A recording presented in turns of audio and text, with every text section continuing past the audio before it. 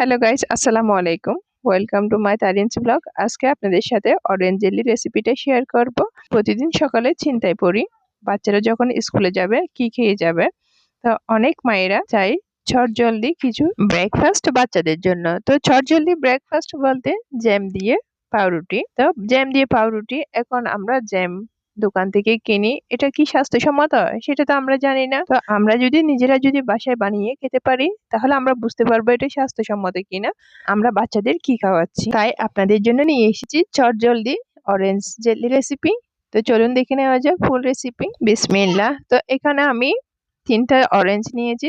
Orange গুলা কিন্তু একটু বড় বড় সাইজের নিয়েছি, আপনারা চাইলে এটা কমলা লেবু দিয়ে করতে পারেন। এখন আমি অরেঞ্জ গুলা ভালো করে ক্লিন করে ধুয়ে নিচ্ছি।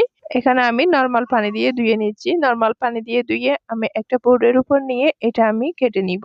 আমি প্রতিটা স্টেপ আপনাদেরকে শর্টকাটে দেখানোর চেষ্টা করেছি, কারণ আমি যদি সবকিছু দেখাইতে যাই সেক্ষেত্রে ভিডিও অনেক বেশি বড় হয়ে যাবে। সেজন্য আমি অল্প অল্প করে শর্টকাট সবকিছু দেখিয়েছি। তো তারপরে যদি একটু ভিডিওটা বড় লম্বা হয় আপনারা অবশ্যই কাইন্ডলি দেখবেন, স্কিপ না করে। এখন আমি অরেঞ্জটা কেটে নেওয়ার পর আমি চামড়াটা ছিলে নিচ্ছি।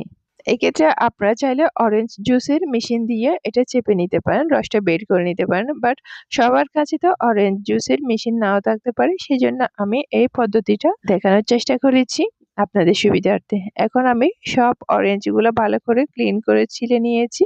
এখন আমি একটা পিস নিয়ে আমি রসটা হাত দিয়ে চেপে চেপে বের করে নিচ্ছি। আপনারা অবশ্যই কাইন্ডলি আমার এই রেসিপি ফলো করে বাসায় একবার হলেও আমার আজকের এই অরেঞ্জ জেলিটা বানিয়ে খাবেন। দেখবেন আপনাদের অনেক বেশি মজা লাগতেছে, কারণ নিজের হাতে বানিয়ে কিছু খাওয়ার মজাটাই হচ্ছে আলাদা। এখন অরেঞ্জ জেলি আমরা দোকান থেকে খাই, বাট সেখানে অনেক রকমের ফ্লেভার ব্যবহার করে। বাচ্চাদের জন্য এটা ঝুঁকি, আমাদের নিজেদের জন্য অনেক বেশি ঝুঁকি। সেজন্য আমি মনে করি নিজেরা বাসায় বানিয়ে খাওয়াটাই সবচেয়ে বেশি বেটার। এখন সমস্ত অরেঞ্জ থেকে 1 গ্লাস জুস বের করে নিয়েছি। এখানে 1 গ্লাস হয়েছে। এখন আমি চুলায় চলে যাচ্ছি। চুলার মধ্যে আমি একটা ফ্রাই প্যান দিয়ে এর মধ্যে 1 কাপ পানি দিয়েছি এবং দিয়ে দিচ্ছি 2 কাপ চিনি। 1 কাপ পানির জন্য 2 কাপ চিনি, এটা হচ্ছে মেজারমেন্ট। এখন দিয়ে দিচ্ছি স্বাদ মতো লবণ। এখানে আমি 1 চিমটি পরিমাণ লবণ দিয়েছি, আপনারা চাইলে এটা স্কিপ করতে পারেন। এখন আমি চিনিটা মিশিয়ে নিয়েছি একটু নেড়ে চেড়ে। চিনিটা মিশিয়ে নেওয়ার পর এরকম যখন ব্লক উঠে আসছে এর সাথে আমি অরেঞ্জ জুসটা অ্যাড করে দিচ্ছি। অরেঞ্জ জুস অ্যাড করে দিয়ে আমি ব্লক আসার জন্য আবারও অপেক্ষা করতেছি, নেড়ে চেড়ে আবারও কিছুক্ষণ কুক করতেছি। এখানে অরেঞ্জ জুসটা একটু টেনে আসার জন্য অপেক্ষা করতেছি আমি। অরেঞ্জ জুস এখানে কুক হতে থাক, আমি নেক্সট আরেকটা কাজ করে আসি।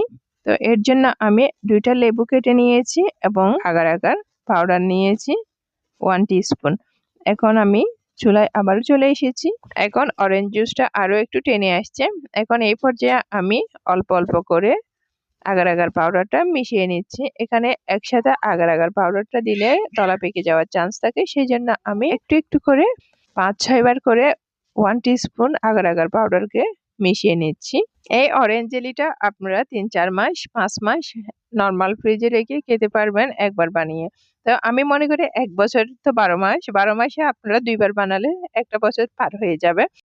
অরেঞ্জ জেলির গুণগত মান পারফেক্ট রাখার জন্য আপনারা চাইলে এখানে হোয়াইট ভিনেগার অ্যাড করতে পারেন। তো এখানে আমি লেবুর রস ব্যবহার করেছি। লেবুর রস হোয়াইট ভিনেগারের কাজ করে। লেবুর রস যদি না থাকে হোয়াইট ভিনেগার দিতে পারেন, আবার হোয়াইট ভিনেগার না থাকলে লেবুর রসই দেওয়া যাবে। এখন এর সাথে অ্যাড করে দিচ্ছি অরেঞ্জ রেড ফুড কালার। এখানে আপনারা চাইলে এটা স্কিপ করতে পারেন, বাট আমি কালারটা একটু সুন্দর হওয়ার জন্য এটা ব্যবহার করেছি। আপনারা চাইলে এটা শুধুমাত্র অরেঞ্জ কালারও ব্যবহার করতে পারেন, যার যার পছন্দ অনুযায়ী। এখন আমি একটু নেড়েচেড়ে কালারটা আর লেবুর রসটা মিশিয়ে নিচ্ছি এবং একটা ব্লক আসার জন্য অপেক্ষা করব। তো এখন এই ব্লক উঠে এসেছে। এখন এইভাবে আমি নেড়েচেড়ে আরো 2 মিনিট ভালো করে কুক করে নিব। এই পর্যায়ে কিন্তু ইনস্ট্যান্ট দাঁড়িয়ে থেকে নেড়ে নেড়ে এটা কুক করতে হবে। এটা যদি আপনারা হাই ফ্লেমে জাল করেন, নেড়ে না দেন, সেক্ষেত্রে এটা শক্ত হয়ে যাওয়ার চান্স থাকে। সেই জন্য এটা অনবরত নাড়তে হবে এই পর্যায়ে, আর জাল রাখতে হবে মিডিয়াম টু লো হিটে। এখন আমি চুলা থেকে নামিয়ে নিব। চুলা থেকে নামিয়ে আমি একটা জারের মধ্যে নিয়ে নিচ্ছি। আপনারা যেই জারে রাখবেন সেটা যদি প্লাস্টিকের হয় সেক্ষেত্রে একটু ঠান্ডা হওয়ার জন্য অপেক্ষা করতে হবে, আর যদি এটা কাচের জার হয়, সেক্ষেত্রে কোনো সমস্যা হবে না, আপনারা রাখতে পারেন। এখন আমি জারে ঢেলে আমি 2-3 ঘন্টার জন্য অপেক্ষা করব। চাইলে আপনারা সারা রাতের জন্য রেখে দিতে পারেন, সকালে খেতে পারেন। এখন বাচ্চাদের ব্রেকফাস্ট নিয়ে আর তাড়াহুড়া করতে হবে না। সকালবেলা জাস্ট পাউরুটি দিয়ে আর জেলি দিয়ে খেয়ে ব্রেকফাস্ট ফিনিশ করতে পারবে। এখন আমি সারা রাত রাখার পর এটা একদম জমে গেছে। আমি এটা দেখাচ্ছি আপনাদেরকে একটু উপর করে, এটা কতটা পারফেক্ট হয়েছে। দেখলেন তো, আমি উপর করতেছি তারপরেও পড়তেছি না, এটা একদম পারফেক্ট। আমি একটু করে চামচ দিয়ে নিয়ে আপনাদেরকে দেখাচ্ছি, পাউরুটির উপর দিয়েও দেখাচ্ছি কতটা পারফেক্ট হয়েছে। এটা আপনারা দোকান থেকে যে জ্যাম কিনে খান সেটাকে হার মানাবে, এটা একদম পারফেক্ট। এটা এতটাই মজা হয়েছে বলে বোঝানো যাবে না। তো আশা করি আমার আজকের রেসিপিটা আপনাদের অনেক বেশি ভালো লেগেছে। যদি ভালো লাগে একটা লাইক দিবেন, আমার চ্যানেলটা সাবস্ক্রাইব করে দিবেন, আর আপনাদের ফ্রেন্ডস এন্ড ফ্যামিলির সাথে বেশি বেশি করে শেয়ার করবেন। আর আমার রেসিপিটা আপনাদের কেমন লেগেছে সেটা অবশ্যই কমেন্ট বক্সে কমেন্ট করে জানাবেন। সবাই ভালো থাকবেন, সুস্থ থাকবেন, সবাই সবার জন্য দোয়া করবেন। আসসালামু আলাইকুম, bye bye and take care. আসসালামু আলাইকুম, আল্লাহ হাফেজ।